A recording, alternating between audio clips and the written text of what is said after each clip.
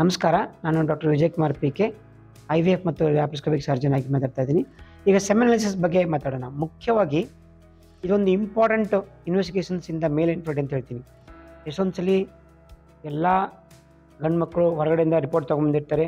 ಇದನ್ನೇ ಹೇಗೆ ಸ್ಟ್ಯಾಂಡರ್ಡೈಸ್ ಮಾಡಬೇಕು ಅಂತ ಇಂಪಾರ್ಟೆಂಟ್. ಯಾಕಂದರೆ ಯಾವ ಲ್ಯಾಬಲ್ಲಿ ಮಾಡಿರ್ತಾರಲ್ಲ ಅದ್ರ ಬಗ್ಗೆ ಗಮನ ಇಟ್ಟು ನೋಡಬೇಕಾಗುತ್ತೆ.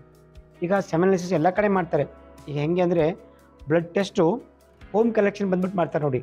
ಅದೇ ರೀತಿ ಇವನ್ ಸೆಮೆನ್ ಕಲೆಕ್ಷನ್ ಹೋಮ್ ಕಲೆಕ್ಷನ್ ಅಂದರೆ ನಿಮ್ಮ ಮನೆಗೆ ಬಂದ್ಬಿಟ್ಟು ಕಲೆಕ್ಟ್ ಮಾಡ್ಕೊಂಡು ಹೋಗಿ ರಿಪೋರ್ಟ್ ಮಾಡ್ತಾರೆ. ಅದು ಸರಿಯಾದ ವ್ಯವಸ್ಥೆ ಅಲ್ಲ. ಅದು ಯಾವತ್ತೂ ಅಷ್ಟೇ ಒಂದು ಸ್ಟ್ಯಾಂಡರ್ಡೈಸ್ ಸೆಮೆನ್ ಅನಾಲಿಸಿಸ್ ಇರಬೇಕಂದ್ರೆ ಅದು ಲ್ಯಾಬ್ ಬಗ್ಗೆ ನಿಮ್ಗೆ ತಿಳುವಳಿಕೆ ಇರಬೇಕು. ಅಂದರೆ ಏನು, ಈಗ ಎಷ್ಟೊಂದು ಕಡೆ ಬ್ಲಡ್ ಟೆಸ್ಟ್ ಮಾಡ್ತಾರೆ, ಅಲ್ಲಿಯೂ ಸೆಮೆನ್ ಅನಾಲಿಸಿಸ್ ಮಾಡ್ತಾರೆ, ಇಲ್ಲ ಅಂತಲ್ಲ. ಬಟ್ ಅವರು ಸ್ಟ್ಯಾಂಡರ್ಡೈಸೇಷನು ಮತ್ತು ನಮ್ಮ IVF ಮಾಡೋ ಸ್ಟ್ಯಾಂಡರ್ಡೈಸೇಷನ್ ತುಂಬ ಡಿಫ್ರೆನ್ಸ್ ಇರುತ್ತೆ.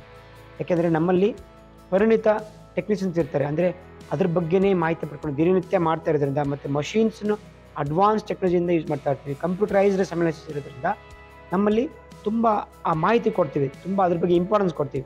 ಅದಕ್ಕೇ ಎಷ್ಟೊಂದು ಜನ ನನ್ನ ರಿಪೋರ್ಟ್ ಎಷ್ಟೊಂದು ಡಾಕ್ಟ್ರೆ ನೋಡಿ ಆ ರಿಪೋರ್ಟ್ ಒಬ್ಬರು ಹಿಂಗೆ ಕೊಡ್ತಾರೆ, 0 ಕೊಡ್ತಾರೆ, ಒಬ್ಬರು 20 ಮಿಲಿಯನ್ ಕೊಡ್ತಾರೆ, ಒಬ್ಬರು 10 ಮಿಲಿಯನ್ ಕೊಡ್ತಾರೆ. ಅದಕ್ಕೆ ನಾವು ಯಾವುದೇ ರೀತಿ ಆ ರಿಪೋರ್ಟ್ ನೋಡ್ಕೊಂಡ್ಬಿಟ್ಟು ನಾವು ಟ್ರೀಟ್ಮೆಂಟ್ ಕೊಡೋದಿಲ್ಲ. ನಮ್ಮಲ್ಲಿ ಬಂದಾಗ ನಾವು ಒಂದ್ಸಲ ಸೆಮೆನ್ ಅನಾಲಿಸಿಸ್ ಮಾಡ್ತೀವಿ, ಅದನ್ನು ಸ್ಟ್ಯಾಂಡರ್ಡೈಸ್ ಮಾಡಿಕೊಂಡು ಆ ರಿಪೋರ್ಟ್ ಕಂಪೇರ್ ಮಾಡ್ತೀವಿ, ಹೌದು ಅಂತ ನೋಡಿಕೊಂಡು ಮಾಡೋದು. ಅದಕ್ಕೇ ನಿಮ್ಮ ಸೆಮೆನ್ ಅನಾಲಿಸಿಸ್ ಮಾಡೋಕ್ಕಿಂತ ಮುಂಚೆ ನೀವು ಏನು ತಿಳುವಳಿಕೆ ಪಡಬೇಕು, ಇದು IF ಲ್ಯಾಬಾ ಅಥವಾ ಆಂಡ್ರಾಲಜಿ ಲ್ಯಾಬಾ, ಅಲ್ಲಿ ಸೆಮೆನ್ ಅನಾಲಿಸಿಸ್ ಯಾವಾಗಲೂ ಮಾಡ್ತಾ ಇದ್ದಾರಾ ರೂಟೀನಾಗಿ, ಆ ಟೆಕ್ನಿಷಿಯನ್ಸು ಸರಿಗಿದ್ದಾರಾ, ಮತ್ತು ಹೋಮ್ ಕಲೆಕ್ಷನ್ ಮಾಡಿದ್ರೆ ತಪ್ಪೋದು.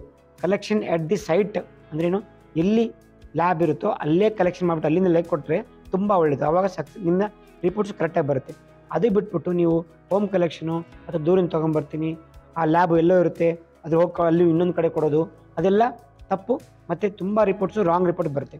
ಅಂಥದನ್ನು ನೀವು ಹುಡುಕೊಂಡು ಯಾವುದು ಸೆಮೆನ್ ಅನಾಲಿಸಿಸ್ ಮಾಡ್ತಾರೆ ನೋಡಿಕೊಂಡು ಗೂಗಲಲ್ಲಿ ರಿವ್ಯೂಸ್ ನೋಡಿಕೊಂಡು ಮಾಡಿದ್ರೆ ತುಂಬ ಉತ್ತಮ.